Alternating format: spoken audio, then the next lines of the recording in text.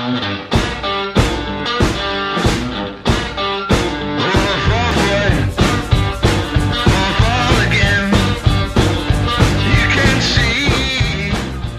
are actually worksheets. What you hauled. See what it says right there? Went to Texas from West Virginia. Groups, 2 groups. They're supposed to have 2-hour apart intervals of trucks. Well, we all gang together. Where it went, you know, your stops and all that. But this is all that radioactive high dollar. These are all the runs, original manifest. See, this is another thing that kills me, that you can go to these well sites. Nobody knows exactly how much you're putting on that truck. Nobody knows what's on that truck. They don't know what chemicals are in it. They don't know how much radioactivity is in it. They don't know about the drill cuttings. And the driver makes out the manifest. So that's signed by the driver. This is the driver. So if I went over and I was the last guy loading out of a tanker off a well site here, and I only got a half a truck, well, they'll still mark at 4,800 or 4,600 gallons. So there's no way that none of these numbers will ever come out right. And who gets a copy of the manifest? This goes into the company. Here's how they number the trucks, you know, fresh water, and dirty water. You can't mix the both. Fresh got to stay fresh. A dirty stays dirty.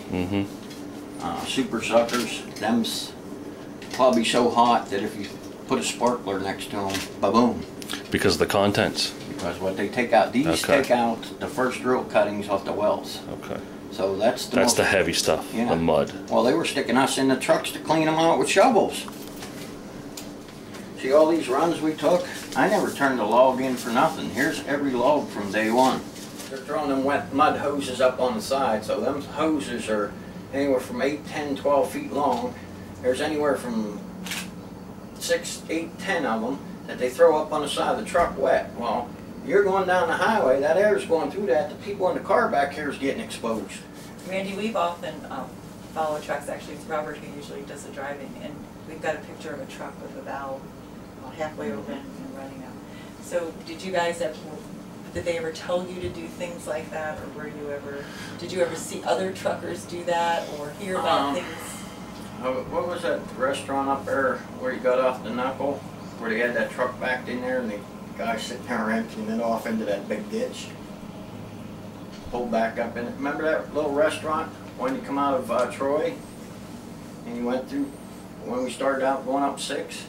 That, where the water washed that road out and that restaurant was across the road?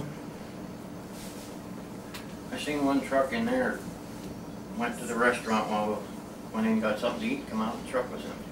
But like when we parked up to the stores, where we parked all our trucks along this store, and if there was a little bit in these trays, they got trays in the back, the guys just went there and opened that valve because they didn't want the water in the tray.